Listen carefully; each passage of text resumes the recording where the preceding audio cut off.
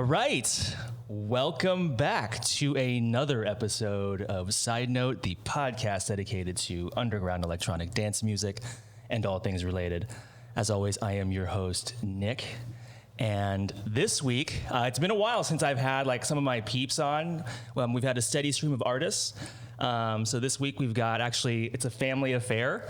I've got my brother, Mark, brother from another mother, half brother, and his wife, Jasmine, my wonderful sister-in-law.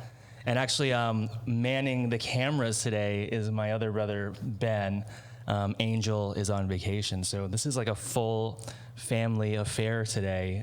So I guess for the viewers, you get a glimpse into the fam. So welcome, guys. Woo! So excited. Super stoked.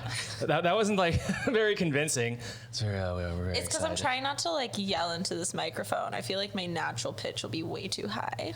Fair enough. So I guess you guys are here this weekend because we're going to Skyline. Shout out to Insomniac. Shout out to I guess it's all Insomniac. Sponsor us. Yeah. Sponsor us, Pascal. So like you guys have been in the rave scene. Like you're new-ish comers for sure. I guess it kind of all started. I don't know. Maybe you can like tell the folks like where it all started. It's pretty recent. Yeah, 2018 on the Burning Man on the D-Comp in San Francisco. Oh, I guess that was like I feel the like beginning. That was the like first event when I had everything kind of opened up, and I was like, oh, I didn't even know that all of this existed, all this sound, all this music, all this events. That was a blast. I can't believe it was already that long ago. And yes, I remember showing up and the hesitation. Yeah. I very much almost. I think he almost bowed out. I almost bailed. Yeah. I 100% almost bailed. I have previous to that never done any music, anything, concerts, anything like that. Wasn't a big music person. I don't play any instruments. I'm like DJ at the time, no intro at all. So very much kind of an interesting to think about if I didn't end up going, because ever since then I've kind of kept it up. Right. I mean, so the thing about that kind of blew my mind is because you had already started kind of becoming a psychonaut on your own. Right. In terms of like messing around with, some of the psychedelics. So it like really boggled my mind. I was like, wait, like he's tripping. He's like surfing the multiverse, but not going to shows. Right. Starts from within. That's true. But yeah, that was a blast. I think like we ended up leaving and then coming back and buying like tickets again. Yep. That's commitment. I mean, I think you were the one who was like, let it never be said that we were not patrons of the arts. Absolutely. Yeah. Because we bought 2 tickets. And then Jasmine, for you, I feel like... Yeah, I guess it was like very different since I wasn't at the event that you guys went to, the Burning Man decompression event. And like, I found it through a different mean because back in college, I listened to a lot of EDM music, but it was very mainstream. Like, I remember hearing Alan Walker for the first time, being like, oh, this is like my soul's calling. But it's not like something I participated like with Mark with. And then once we moved out to New York and you took us to a concert in New York, I was like, oh, you can see these people live and it's like a whole event. It's not like the indie concerts, or I'd been to like very mainstream, like it's not like a Justin Timberlake concert.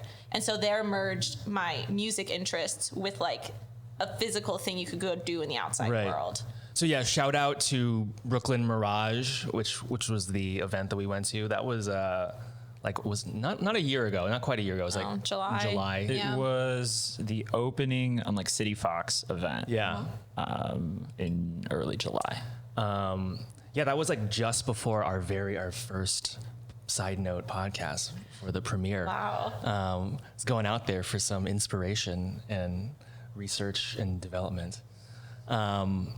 But yeah, like the Cityfox party was legit. Incredible. In contrast to another Cityfox event that we went to, which we'll definitely unpack. But yeah, that night was phenomenal. I mean, the Brooklyn Mirage is just. And I think it's something that it's like you don't expect when you're just going to a local concert to have that level of production. I think the venue fits how many? Like thousands of people, right? Yeah. I think the fire on the limit like is 4,000 people. Okay. So Yeah. That's big. it's Yeah. pretty That's big. enormous. Just for like a casual Saturday. Okay. And then, sorry, go on. No, yeah, like and I think especially last year as COVID was kind of, at least in the summer, we thought, like going away, like New York had been very, very shut down. So I think at least last year, it was kind of this perfect mix of so much pent up energy over the whole on the COVID period, all coming out. Since then, I think it's changed a little bit, but at least in that opening year has been like really, really cool. Right on. So it was actually like really special for me to have a chance to like intro you guys. I mean, whenever you get to intro anyone, it's always special because you get to like experience it through their eyes vicariously.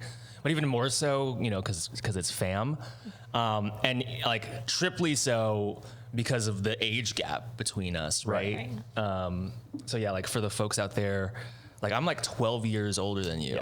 Yeah. So for me, like I've been doing this shit for like 20 years, like literally since high school. My first rave was at 17. So it was like a long time coming. Right. Waiting for this to happen, and DCOM was kind of the beginning of it, but I feel like Brooklyn Mirage was definitely like the turning point. And there's probably only going to be like a few more years of overlap. Don't say that. Anything is possible. Cause yeah, I don't know how sustainable long term, although I have like homies who, who've stuck in the game. And, I think we do like to joke that, yeah, maybe when we're like 70, we'll still be like spinning. And I mean, I've seen people a lot older than especially you are. at the Brooklyn Mirage. Yeah, I see people at the a lot Mirage. older than you are.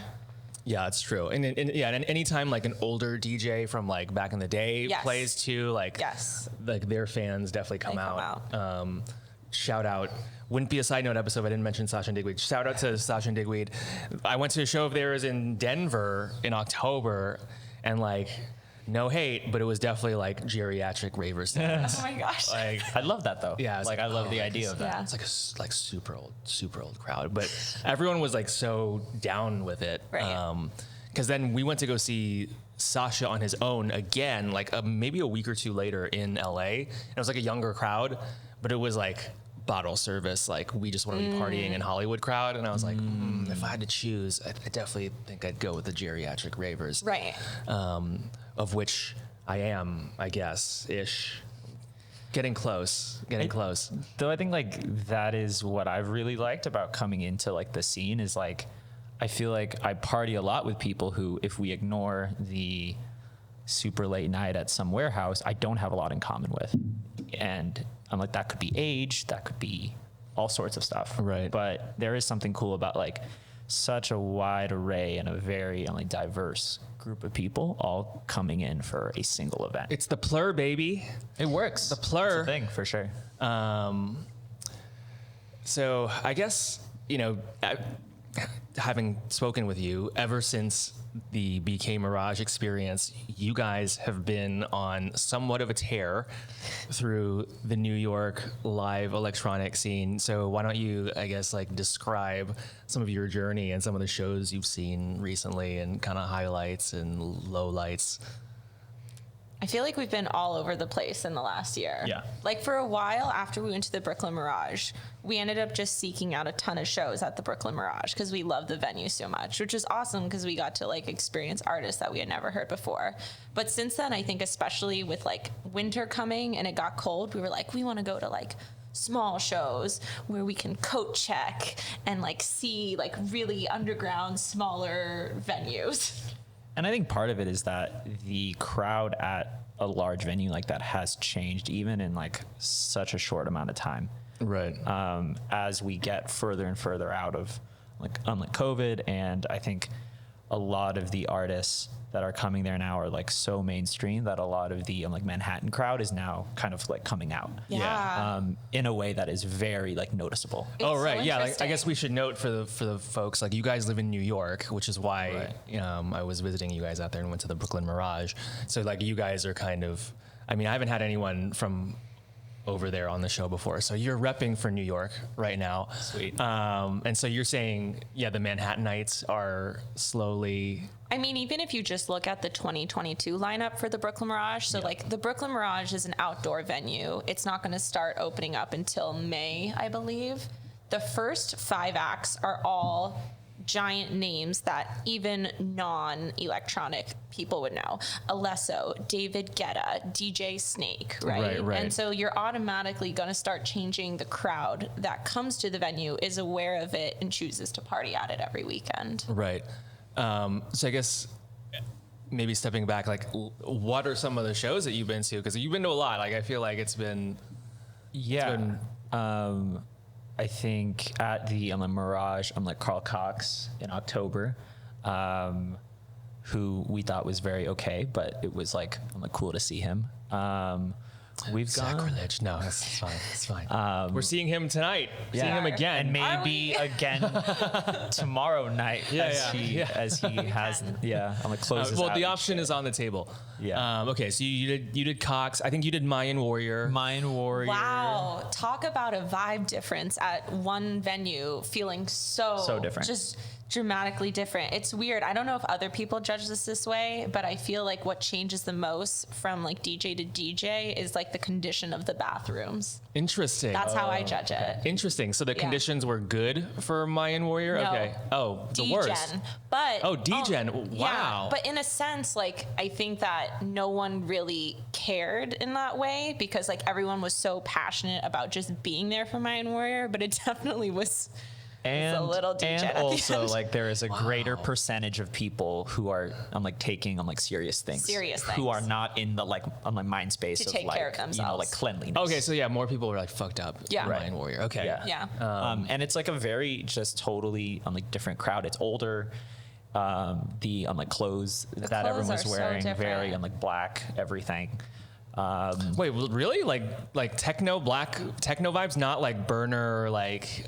You'll have a range. Festive I think vibes? that like you will see some like groups with totems and they'll have like flowy and they'll be going for a certain look, but like you do see a lot. Yeah, but especially in New York. You do get a lot of also serious ravers, not a lot of smiles, not a lot Sunglasses of on. wooing, Techno people. The techno people, yeah, just yeah. sitting and Vibing. Interesting. Yeah. At that party, or just generally at that. All venue? of them, but including Okay. Mayan Warrior, you're still seeing them. Okay. It's interesting. And if you compare the opening acts last summer to the upcoming year, dramatically different. Yeah.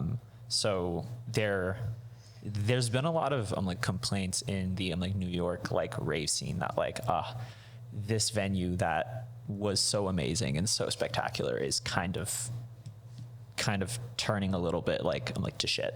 They are selling way too many tickets, way overcrowded. Because the type of crowd is a little bit more Manhattan-y. Okay. There's more issues with the event, people and the staff there. There's more fighting. There's more all of that kind of shit. Yeah, it just sounds like New York bullshit. Just New Yeah, York, New York shit is progressing that. forward. It's healing after COVID. Yeah, yeah. It's back.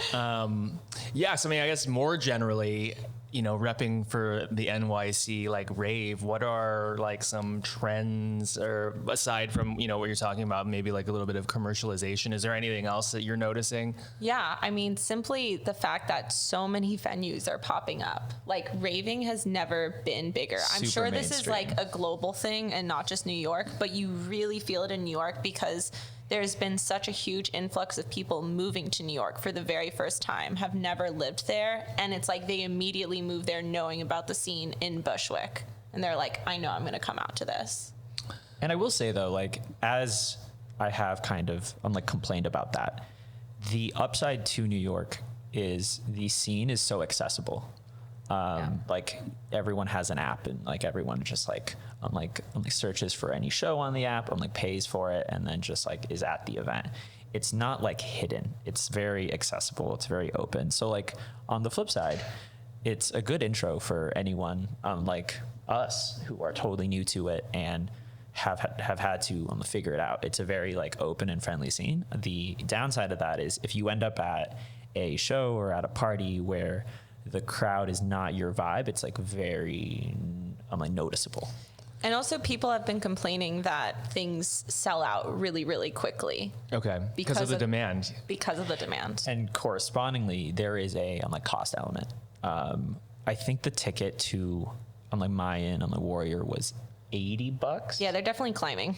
They're getting quite expensive. Yeah, I mean, I'm seeing a lot of the same trends here in terms of, I've talked about on the show, like it feels like the golden age, a new golden age. I mean, people look back to like kind of the late 90s as also like a very amazing time in rave here, but kind of a new one where like on any given weekend, there's just like a million parties to go to. Yes. And there used to be 3 clubs that you could choose from. And when I lived in New York, it was kind of the same shit. Like I moved to New York kind of, off of, there was this club called Twilo back in the day, like legendary. Like all like the legends of that era, like played there, had residencies there.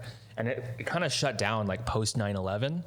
And then I moved to New York like in 05, 06, like wanting some of that, but like gone. It was like completely gone, and there were like 3 clubs you could choose from. And then like the Brooklyn scene was like kind of happening, but not in the way it is today, like in Bushwick. And so LA went through a similar thing where there wasn't a lot going on. And now both cities, whether it's COVID or whatever, it's just like insanity. Right. And yeah, maybe it's just a sign of like how mainstream, maybe not mainstream, but how much more popular like rave is.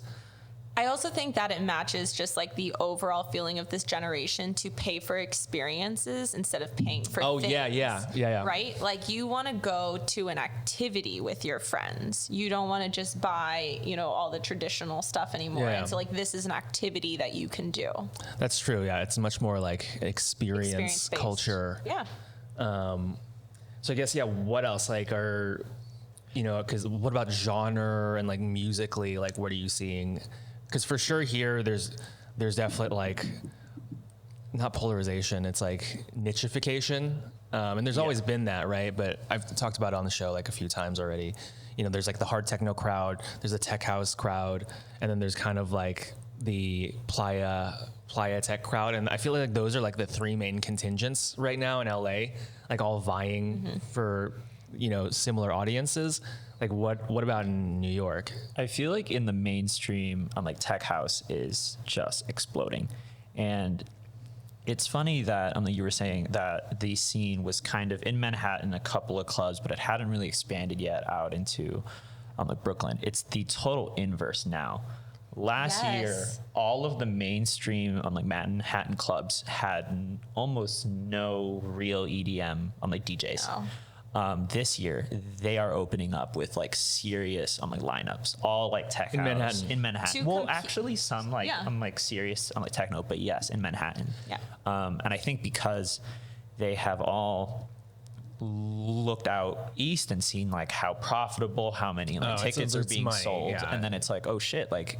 Let's do the same thing. It's way more convenient for a lot of these people instead of hopping on the L at, on like 3 a.m. if we had it here in Manhattan. Yeah. So now all of a sudden, all these like stereotypical types of like clubs are now putting on some like pretty, like serious, like tech house like lineups. Yeah. I mean, it is crazy how I think I saw some shit on Instagram that I forwarded to you guys, and I was like, this is like a really solid lineup for like a Manhattan club. Like, what's up? Like, I think Damian Lazarus was playing.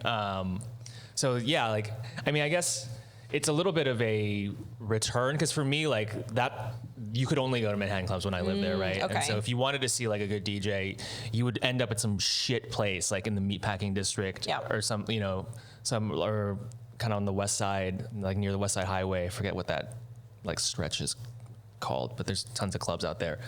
And you'd have to deal with like the dumb fucking bouncers, like the crazy, pat downs. where really they were just checking to see if you had drugs so that they could extort a bribe from you to get your drugs back. Yeah. Which is like the classic. Yeah, just whack. It just upsets me. And I feel like now though it's more so like, are you sober enough to hide your drugs well? And if you aren't, then that's kind of how they catch you. Whereas like if you're hiding it properly, people aren't searching that. I don't know. Like at least then they were like searching pretty hard. Really? Yeah. Like it was like a pretty thorough pat down. Also like in the post 9/11 era where they can kind of pretend that it was about like security. Yeah. Oh yeah, we're doing this for your protection, like not to like pad my wallet or whatever. Right. But yeah, so it's interesting. Like it kind of moved out of Manhattan, got extra lucrative, and now has come back to Manhattan. And I definitely, like I follow like some like financial Instagrams and stuff, and I'll see like the young like memes aimed at like young bankers and shit, like talking about jungle parties in Tulum, and like, so it's definitely like, to your points, like penetrated the broader society, which I don't know how I feel about that. So I'm way for it. So, but on the flip side of that, there's a lot of, I think, chatter right now in the like underground scene of a lot of venues that typically people weren't going to unless they were heading for like a very specific type of like techno. Those spaces have like predominantly historically been like queer spaces. And now those spaces are being not like invaded, but like other non-typical like techno heads are starting to head to those events and all those venues, and it's causing a little bit of tension because like, these are venues that are supposed to be serious. People aren't supposed to have their like phones out, like posting on Instagram.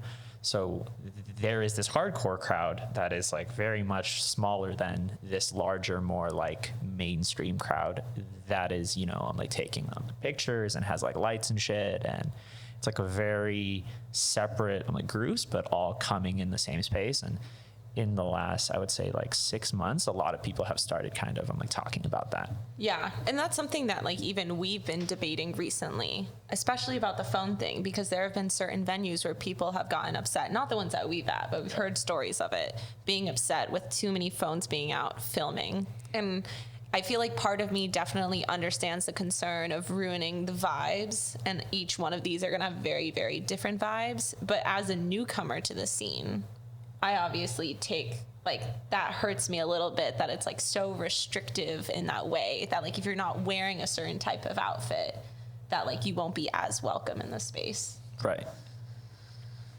So another question I had was, so when I lived in New York, I felt like in the same way that even if you don't work in the entertainment industry in LA, entertainment is so big that it permeates the culture and you can feel its influence everywhere. For me, when I lived in New York, that was finance, right? It's like all the major hedge funds and PE firms.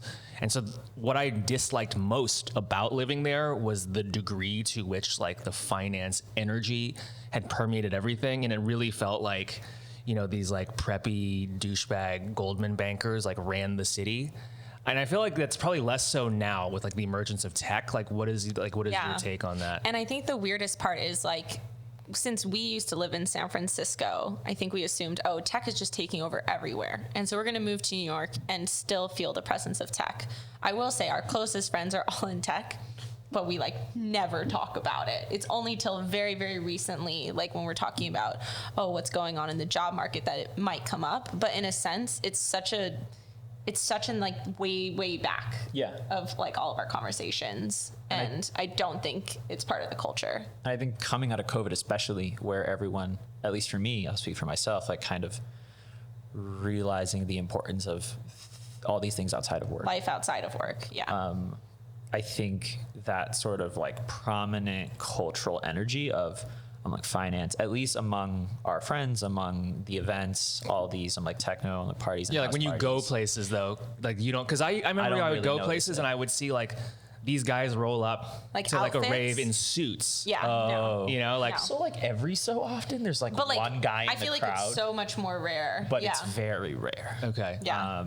yeah, for whatever reason, and I imagine partially because of COVID, a lot of these, well, similar to like San Francisco in COVID now, a lot of the tech people have left because they were in SF for the sake of tech, and I think that's very similar to out in New York, where a lot of these finance people I think have gone home or whatever, just because they weren't there to hang out. They were there for their or jobs. maybe they're all in Miami now. Yeah, it's true. Maybe that's why we don't see them anymore. Yeah. No, that's valid.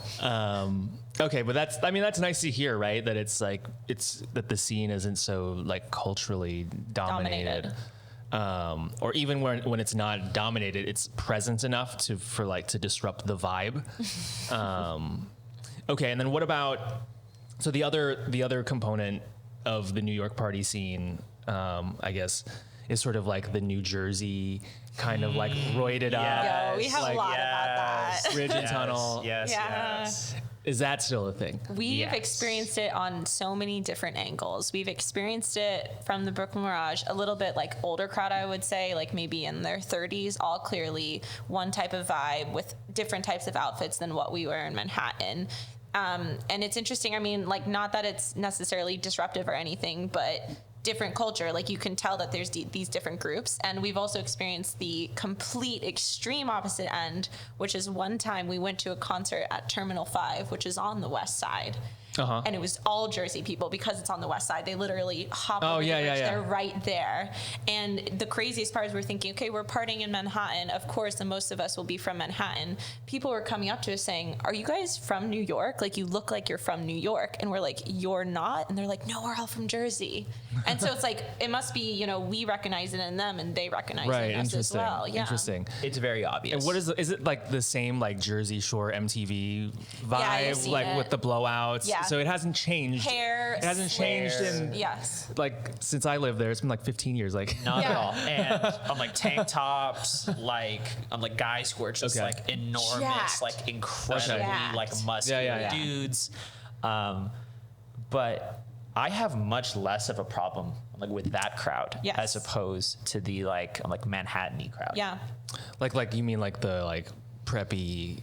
Okay. Right. Yeah. Which there's a lot out there. That was definitely when I lived out there, some major culture shock for me too. Especially coming from a place where there's so many Asians here. Oh yeah, for sure. And then living out there, it's it's super white. Yeah. Very establishment white. Though I will say, especially since this type of music and all these shows is very popular among Asians. We were at the Zoo show in November, and it was just all Asians. The entire crowd. Zoo. It was just but still, that was a very Shout out comforting thing for me to be here are all the Asians at this one concert. Yeah, at this one event. So I'm gonna keep probing. Give me some lowlights. What was the shittiest that you experienced? That's a good question. Because you've done a lot, right? I don't even want to mention the Two Friends concert because I know that's so far off of what we're talking about. But that is the most mainstream EDM concert that we've ever been to, and you could feel how bad the energy was. How so? Okay, so there's probably a ton of stuff that we can unpack, but it's crazy to realize this and explaining this to a person who's not going to these types of shows, that yes, there are thousands of people, but weirdly, you do feel crowded, you do feel shoved sometimes, but people are also very respectful when they're trying to get around, You mean normally? Yeah, normally when we go to the types of shows we all go to together. And, if you would never take a crowd of 15 people from the edge of a crowd to the center. Somebody would be cutting off, hey guys, you really all need to travel in a train together. At this Two Friends concert, I swear to God, I think these people had never been to a concert with hundreds or thousands of people. When they needed to get out of the crowd, it was a straight up bam, shove, bulldoze, drinks flying everywhere. Yes. Even though when you're at, the house and techno concerts, it is crowded. It is annoying. You're holding your drinks, but there's a lot of oh my God, I'm so sorry. I'm so sorry, guys. Lots of sorries. This was just straight up, I'm going to bulldoze my way through because I'm in it for myself and I need to get out of here. It's aggro. Yeah. And it was weird because it's typically, if someone is pushing me around or kind of, a little bit aggro, typically it's some guy. but it was girls at It's this a lot of girls doing it. at the event, which is weird because it's just so surprising to me. And here's the thing, I don't think they knew that they were doing anything wrong, but I think it's part of a cultural norm that you pick up when you go to other shows. And if you're not a person who goes to these types of shows, you're like, oh, how do I get out from the center of a crowd of thousands of people? Probably just got to find a way out. Right. And the answer is no, you'll probably slowly weave through different groups of people and find your way out. But they just had never understood that. So basic vibe, rookie moves. Right. No plur. I think in terms of crowd, that was definitely one of the worst. I think events this winter at the winter venue instead of the summer Mirage, it's called the Great Hall. Yeah. Some of those lines, getting in, coat checking. It's always the logistics associated with it. Sometimes are not great. You're in a long line for a coat check. Security's yelling at everyone. The security over the past 6 months have gotten very aggro in a way that's noticeable and certainly a full level up than how it was last year, for example. Right. Yeah. And I think because so much of these events are about the vibes, it's definitely disheartening when you have a bad experience going in with a bouncer, with a coat check line, and you're like, I'm in a bad mood now, but I want to be good by the time we go inside. I want to forget all the things that happened out there and just enjoy it. Right. Yeah, I mean, we experienced some of that when we went to the Mirage that time in July. We're on the way in. It's just the security people were being needlessly, just needlessly difficult. So this is some New York bullshit. Going around right now is actually that person, that one security guard who kind of checked us in or whatever you want to call it. She has turned into a kind of famous figure in the scene. It's really? A phenomenal asshole. But it's also she's dumb is the thing. It's not she's on top of it and she's it's you could tell the calls that she was making were just stupid. It's so like a dumb person power tripping. But she has turned into kind of a infamous figure in the scene. So that I didn't know everyone's that. She was just a random security person to me, but you're telling me she's a known entity. In the last probably couple of months, everyone keeps talking about her. She is coming up in all these after party conversations. She's coming up online. It's hey, I was there and this one lady kept and people are oh yeah, same. And it's weird because for us last time, we all went on the opening. We were there early. We showed up 10:30. There was not a line. There was a handful of people other than us. So it was a very chill environment. And she was, even though it was a very chill environment, she was so aggro and so in your face. She has only ramped that up over the last year. And I guess the crowds. There's more people. Yep. And they're pushy people. So. And then if you show up in the sort of prime time slot, of midnight, 1 o'clock, it gets very aggro. There's yelling and there's pushing and there's flashlights are coming out and all the that. Flashlights. Yeah. So yeah, she has become this weird figure in our scene. Does she have a name? Do people know her name? I don't know her name. Yeah. But everyone knows blow her up. She's your number one fan, actually. But yeah. So what were the better parties? So Cityfox, I think Every Cityfox How many that have you we been went to? to. I think we only went to two. We went to the opening and the closing summer. Who played the closing?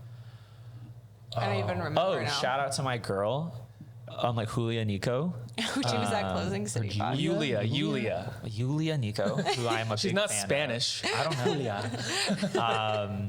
She played at the closing and it was spectacular. Okay. I don't remember. Oh no, we had Patrick Topping. Yeah. As well. Okay. Very tech housey. Yeah. A few other names. Checkos. Cityfox. Both times really good.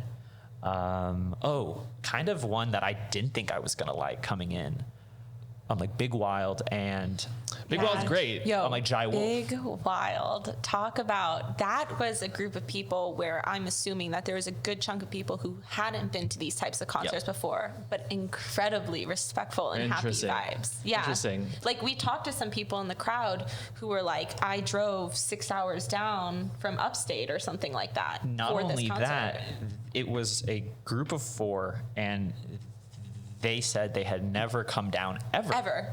To New They're York City. from they But are they're in the from same upstate. live Yeah, from yeah. upstate, but they had never ever been down to the city. But since I'm like big, while I was coming to town, all of them Pulled came them down. in. Yeah. And you could tell just, Well, their music their is vibe. positive vibes. Yes. So But like these groups of people who like were not ravers, as Jasmine was saying, like not, their clothing was not this kind of stuff. Right. It's just jeans Just like and t-shirts. very normal people, and it was like a really wholesome, positive crowd. And Big Wild went the same. I think Big Wild opened up for Jai Wolf. And I think what was really cool about that experience is Jai Wolf is definitely bigger now, but he's from Brooklyn.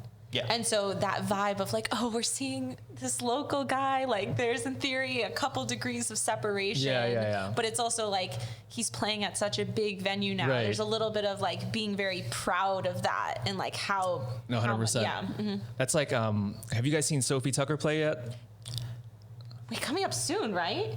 There's something that we're going to with Sophie Tucker. We're going to a Sophie Tucker show. I love them. I think they're phenomenal. But they're like in New York. They started like in small venues That's in awesome. Brooklyn. That's dope. And so like they're gonna play a big show like over there. So it's like a homecoming. Yeah, I love that. So that'll be cool. So speaking of Cityfox, let's unpack. So Our favorite story of all time. Our favorite story of all time. So the three of us, we all went to Cityfox Departures in Playa del Carmen, and that was quite an experience. I guess just to give people, and I guess this will be the first time on any platform that anyone has unpacked what happened at that festival. So number one, shit was starting to crack at the seams, or whatever the correct phrasing there is, from the beginning, from early on, right? So what had happened? We had all gotten emails saying the rooms that we originally booked were not available, were no longer available, and that they were going to give us free VIP in exchange for a shittier room. So it was okay, but the first of many of those types of messages that came through over the preceding weeks, and then during the event. And then what was next? So then they were offering the cenotes. Yes. So they were offering. They were really going for full excursion packages, full experience, everything you want to do. So there was supposed to be excursion packages. We had added on cenotes, and then maybe a few days before they canceled those. They canceled those as well. I think the next thing was we flew in from New York to Cancun. And so we were on a plane full of people all going to the exact same festival.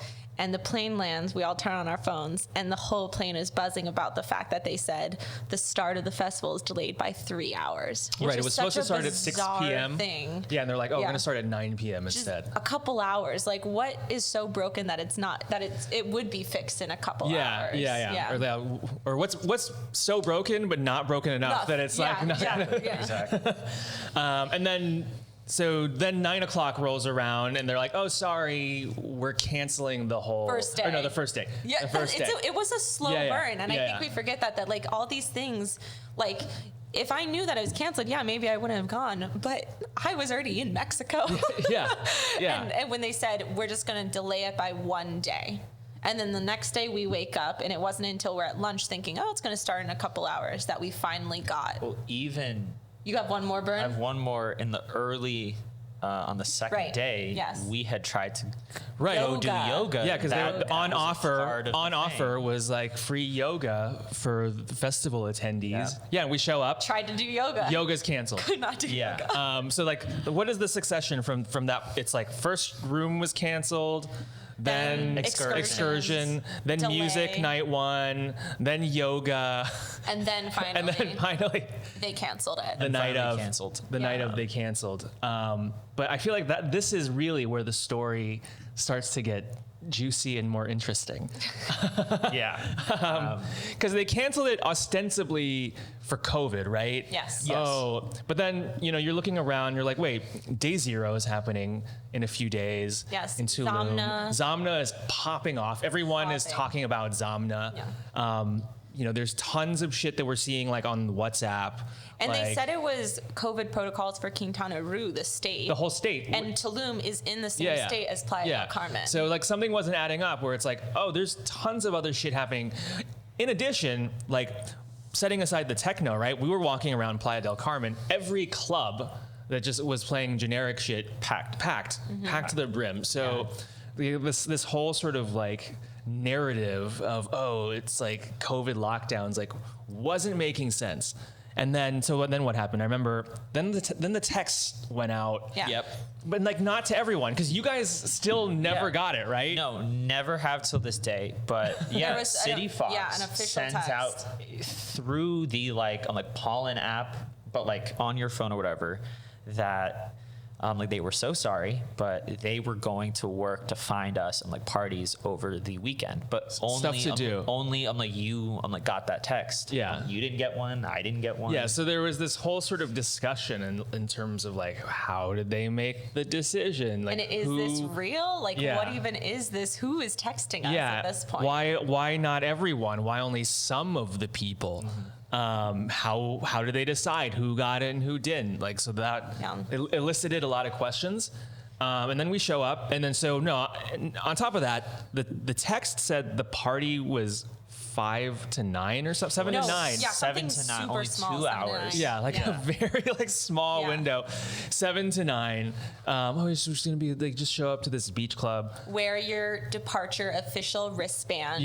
So you're and show part them, of this. and then you had to like show a text that you received the text. The text. So that means people. The text was crucial. Yeah, it was crucial. Yeah. Important step. So like if we weren't traveling as a group, we would have not figured it out. Yeah, or if you had heard it on heard people talking by the pool, like, oh, and then you showed up, they'd have been like, no. No. But then on top of that, it was at the same venue that I'm like Cityfox. The festival was supposed to be at. Yeah, like that was one of the stages. Yeah. One of the stages. And it was at that same place. So it was like, are we closed? Because of COVID or not? Like, how is this even open? I think like it was in the same place, but like a different stage. Because remember on the way in, they were taking down the stage in the back. It was like, you could see a much bigger significant like festival level stage as opposed to the party that we went to was just like just a club. Yeah. But things started getting really weird, right? When we got I'm gonna say venue. Even trying to get to the venue trying to find the venue was like a whole journey in and of itself. And my favorite part was that for a while we could tell that we were kind of just wandering souls with everybody from this festival that couldn't go and party. And we were like, where is Mamacita's Beach Club? Where are we supposed to go? Or Mamitas. Oh, Mamitas, yeah. And then all of a sudden, you could feel the line forming. You see people in the outfits, and you're like, okay, wherever we're going, we're all going together. Yeah, we're in the right place. Yeah. These are our people. But then remember, like, there were signs posted all throughout the line saying this event is canceled due to COVID. They're like, this is not here, turn around, basically. Yeah. And we're here waiting in the line, like, I'm so excited to go into this beach club. With hundreds of other people. By this time, I mean, it was probably like 8:30 or something, right? Yeah. So we're like, I'm thinking the party's gonna end in 30 minutes. Right. It's so funny now, but I was like, oh darn, like I'm not gonna be able to I really get want in to go there to this beach and club. Party or whatever. Yeah, it's like there's a line snaking out the door with like hundreds of people with a text that says the party's ending at 9, signs that say the party's not happening, go home. Very, very strange. And then on top of that, even I'm like getting into the club, all of the security measures were fake. So fake. Okay, I feel like you. Yeah. I feel like you need to recount this because you were really the one. Because who I noticed have a problem with all the security measures. It was really freaking me out. As we're walking in the line, first off, it was truly just checking text messages. And the fact that some people were getting turned away at the door for not having their text messages, I'm like, this is not an official system. And then suddenly they saw our wristbands and they were like, go, go, go, go, go. And they let in like 20 people at the same time. We get in, security metal detectors. I'm thinking, dope. Where do I take off my giant purse with all my metal so I can walk through the security, the metal detector? And they're like, go through. Doesn't beep. Realize not even plugged in. I walked through a metal detector that was literally just there for show. No, like I don't even think wasn't it just metal scaffolding? It wasn't even like real. It wasn't even like a real metal detector. Yeah, it was like it was metal scaffolding designed to just look like a metal detector. They did separate the men and the women, and they said, "Women go get checked out by women, men get checked out." Yeah, and I remember getting pushed toward these like guys who were ostensibly frisking me down, but it was just like it's like they pat me on the back. Very not real. It was very not real. So completely for show. Yeah. And then we finally get in. There's no security to get in. Makes sense. And like my first thought when I walked in was like, who works here besides the bar people? Like it's just a bunch of random people all running in every direction, like party goers. Like nothing about this seems official. Yeah. Yeah, there's like nobody. It doesn't look like anyone was running. Except for there were people who had drinks and that was it. And there were all sorts of weirdness. Like there were these lights on in super weirdness. Bright, like fully illuminated, like in front of the bar, just like bathed in like complete light. Which like, wait, are we at a club? Like, why is it like fully lit? Yeah. But I guess I think the biggest clincher was the cooler guy. Wasn't even the cooler guy. I thought the biggest cleanser was the bathroom. I'm ready to talk about my bathroom theory. Go how for it's it. like Go for indicative it. of everything, Go for it. So I needed to go use the restroom at one point. Obviously, they can't go into the women's restroom. And the second that I walk in, I'm like, things just don't seem right here. And I remember other girls trying to talk to the female bathroom attendants. They couldn't speak any English. And so there was just no communication going on. Quickly to realize that the stalls didn't have toilet paper. And so all these girls in English are trying to be like, where's the toilet paper? Of course, they're like saying something in Spanish, not communicating with us. Okay, that's weird. Then think, okay, let me go wash my hands. The sinks don't turn on. They're there, they're marble, they're beautiful, but literally nothing is coming out. Like the bathroom was a bathroom, but I swear it wasn't a bathroom. Yeah, I mean, I think that speaks to the general theme of that trip where so much like metal detectors, sinks, it was just facade. It was just facade, like that on the surface looks like fancy and inviting, and then the reality of it is just like, oh, it's like it's not fucked. a thing. Like same with like the bar, like it just wouldn't move. It wasn't moving. There was like it was so weird. It was just like people were just like standing there still, looking like things were happening, but like nothing. No one was getting their drinks. I remember like starting to get, that was where I started to get concerned because I was starting to get thirsty. Yep. And I was like, oh, like then it started to dawn on me like, oh, if I passed the fuck out right now, of dehydration, I don't think like anyone would be like able to like deal with it. Another that just reminded me, one thought I had when we were waiting in this line to go into the beach club was I was afraid that the line would move too fast and I wanted to get some water. And I saw there was like a 7-Eleven store. But that line in the 7-Eleven was moving so slowly that one time I went and I came back and I was like, I can't wait in that line. But I started to freak out that like something was off. And so I thought, I'm going to buy this water because I think I'm going to need it. And the craziest part is when we went into the beach club, they didn't take it away. You know, normal clubs, you could never, people were bringing in 6 packs of beer, alcohol to this, through the metal detectors to this club. And they didn't care at all. So I was like, oh, glad I have this water bottle with me. And then I guess for me, like the like most shocking part of the story was the guys with the coolers.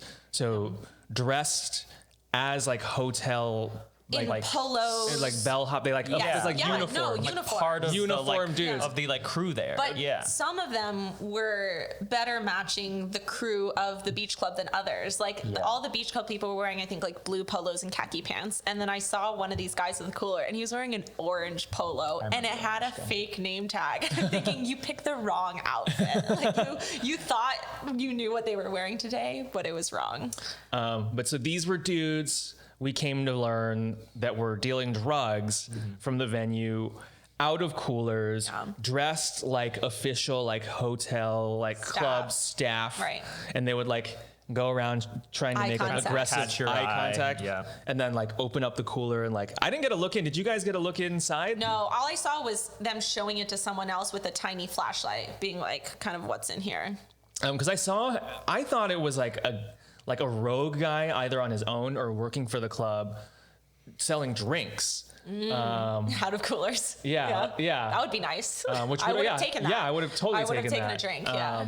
But then, I came to learn, no, those are the dealers. And then, of course, there was the side room with the like sketchy guys. That side room for me was kind of it. That was as soon the as final we straw. saw. So like, I remember showing up and it looked like to me like some sort of like kitchen in the back. I thought it was like a maintenance room, like a broom maintenance. closet where you put ladders and buckets. And as soon as we showed up, there were like 3 men in there. And I just thought, okay, cool. Some amount of, like cleaning staff. But as we were there and we were only there for like 45 minutes, an hour. The amount of only, guys. It was it got more menacing. It was like 3 to 8 to 15. Like I remember I initially thought like, oh, these guys are performers. Like they were gonna put on a show. Yeah, for like us. they were gonna go out and like do some kind of like Mayan like dance shit next to the DJ. So touristy. But yeah, in retrospect, I mean, they were like cartel dudes. Yeah. I mean I think the sort of the through line or like the punchline of all of the story is that. Yeah, it's because it was all like cartel shit. From the get-go. From the get-go. So yeah, I guess we never explained. It was never COVID that shut down the festival. Exactly. If It was never anybody COVID. newsflash. Yeah, so I think all of this experience sort of adds up to, okay, like there was definitely something, it was something to do with kind of the organized crime and, maybe somebody didn't get paid or whatever. Yeah. But yeah, like, so all of that with like the fakeness and then like the sketchy guys in the side room and, then I came to find out like that's just the way it is, like, partying in Mexico. Yeah. I was talking to one of the artists at the resort, and telling her that we went to the thing the other night, and I was like, oh yeah, like it definitely had kind of a sketchy kind of drug lord feel. Yeah. And she was just like, oh, that's just how it is down here. Yeah. So I guess, we're like the naive dummies, 100%. I guess. Yeah. Well, I feel like at least we are now one level more aware than at this resort we were at was for the festival, but there were also just like American vacation goers who were there not for the festival. They were there literally just for an all-inclusive resort, Yeah. None the wiser of the cartel party we went to, just chilling. Yeah. But I guess, all the parties, cartel parties. And I had a guy on the show like shortly after we got back. Shout out to Marco from Synthetic Minds, and he was saying basically like that it's like unconscionable that they would like bring out so many people to Mexico without having that shit like Ready to go. sorted out. Know what was first. gonna happen? Yeah. And I mean, I still haven't received my refund yet. God, Paulin. Come on, Paulin. Yeah. Please. I mean, that was a lot. Like, it was it's a lot of money. And I texted their like hotline recently. I was like, hey, what's up with and they're just like, they said like, oh, we're sorry, but like refunds will be like issued within 90 days of the date of determination or something like that. Yeah, what does And that I'm like, even mean? what the fuck is like the date of determination? Is that the date that you guys canceled that shit? Is that the date now from 90 days from now because I'm asking for the refund? Yeah. Wait. I feel like I don't know if I'm going to talk about this. I feel like it's worth it. And it makes me sad. But, I love EDM Maniac. Okay. I follow EDM Maniac on Instagram and I read all of their posts. And what frustrated me most about the departure experience was the propaganda going on social media. Oh, yeah. About how positive it was. They were like, hey, the festival was canceled because of COVID, but everyone's having a great time, including EDM. That was a very reputable source in the electronic community being making full on posts saying, everyone's having an awesome time. It's a free vacation. What do you have anything to worry about? Well, what about the fact that I took PTO, paid for my plane tickets, and if I wanted to go on a tropical vacation, I'm just going to go to Florida or LA. I don't need to come here. Yeah, or Hawaii. Yeah. And EDM Maniac was everyone's having a great time. Yeah, and I remember so many platform or outlets on social media were pushing the COVID narrative. They were. They're being safe and da-da-da. And it's no, clearly that is not what's happening. So it was feeling like we were being gaslit in real time. Yeah. Yeah. I could see that the things that they were posting weren't there. Weren't true. I mean, Cityfox made a post taking pictures of all of their stages, and one of the pictures was photoshopped. It was just not their main stage. A real. It's a render. It was a render. Yeah. Even till this day, the whole pollen thing still kind of confuses me, because pollen is not some really tiny. I'm Mexican, I don't know anything. company. I don't know anything about. I mean, I just know that they handle the ticketing. But but they've done a lot. Yeah, there are hundreds of events on pollen. They're a big American-ish thing, and I can't figure out how the kind of cartel sketchiness in Mexico carries up. How far up? How did Pollen not know? As you said, to bring this many people down. Right. At what point did they really know that this was going to be a non-starter? And how? This is an experienced company. These are 3 experienced companies in putting on events. Right. Yeah. Between Cityfox, Pollen, and Mirage. Yeah.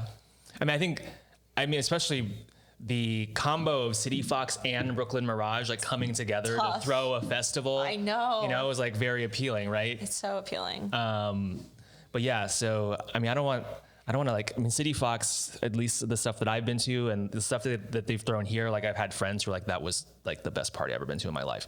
Yeah. Their productions are so good, phenomenal, yes.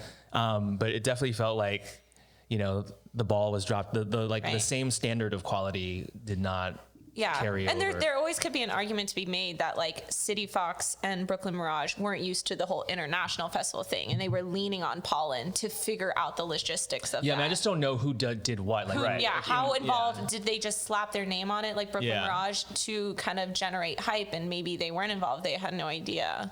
Yeah, because I have a feeling that maybe Pollen is kind of the ticket master. They're just kind of the platform to do the tickets, and you get a fee, or they get a fee or something, but it's actually Mirage and Cityfox are putting it on. Yeah. So kind of tying this all the way back to the current scene out in New York, Cityfox threw a Halloween event and they threw a New Year event.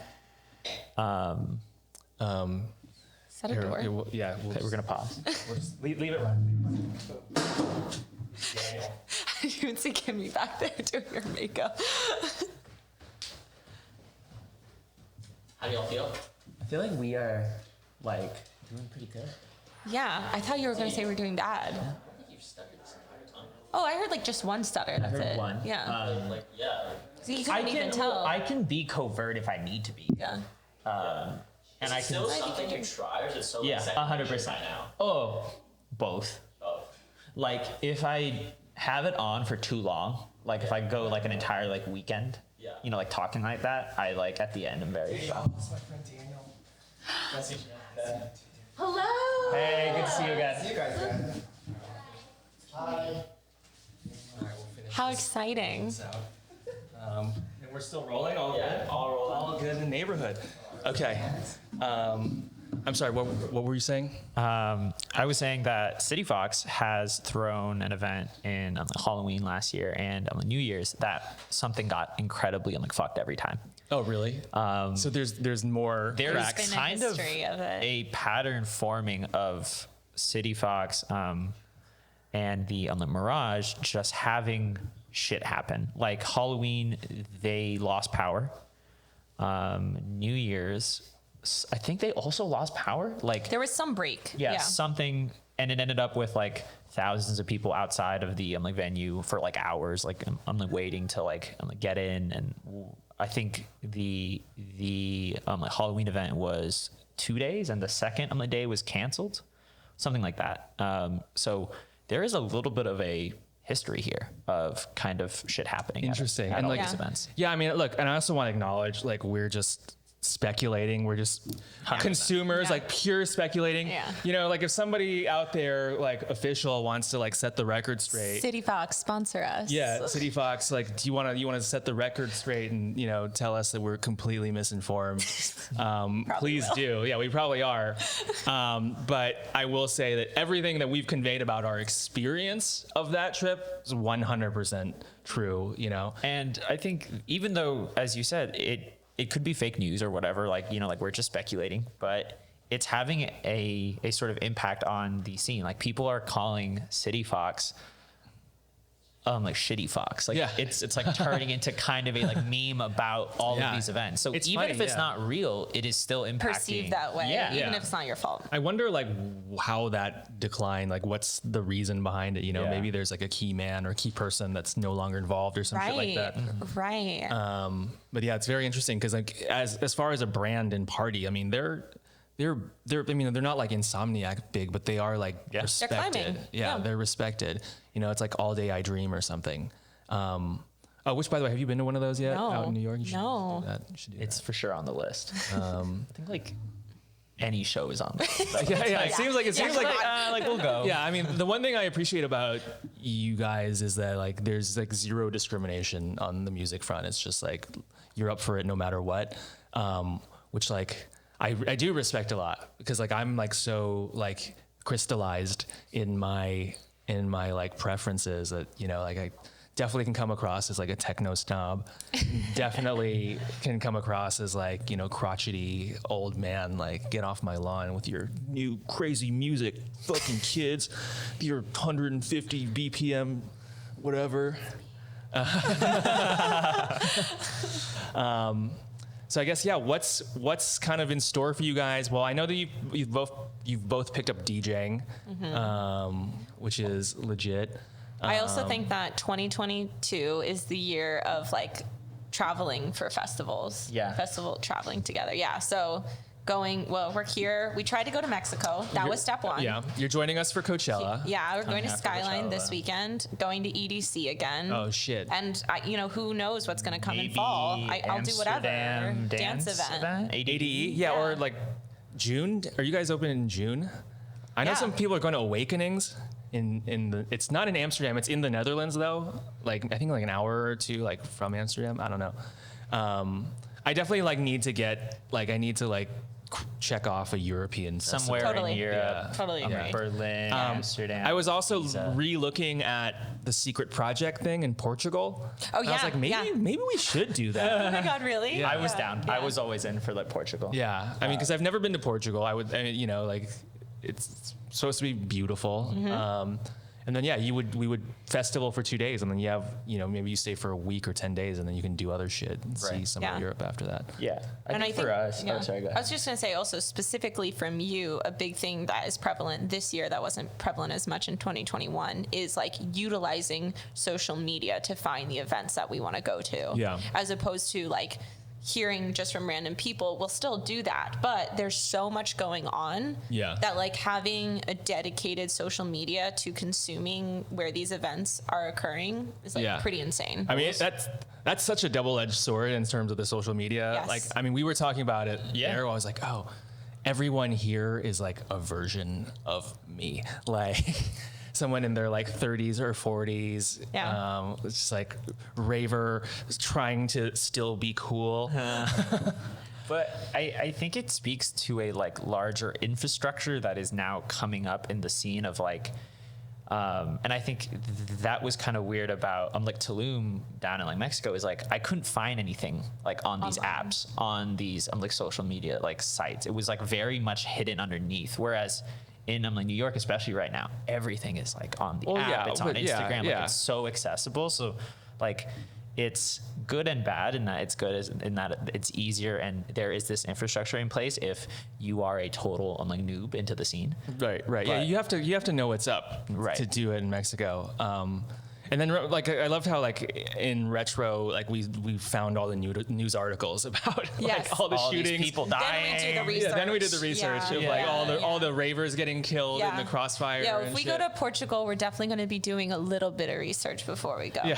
A tiny bit. I'm very confident on that one. I Yeah. feel like But just to Portugal's in know, the bag. I Well, don't know. I mean, I think to the whole point about like the branding, I think just for me, like knowing that it was BK Mirage Exactly. and Cityfox Exactly. and Pollen, it gave it like this sheen why of would approval. why would I need to search anything why up? would I need to look up whether or not the ravers have been killed in Tulum recently? You know, like, Yeah.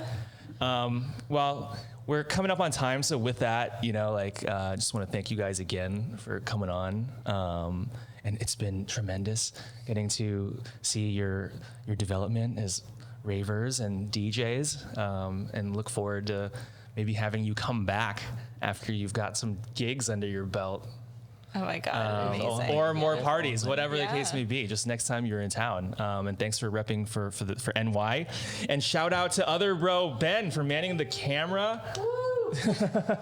There he is. All right, so don't forget to like and subscribe as always, folks. And if you're inclined, we'll slap up some socials for Mark and Jasmine so you guys can follow them. And yeah, until next time, thanks.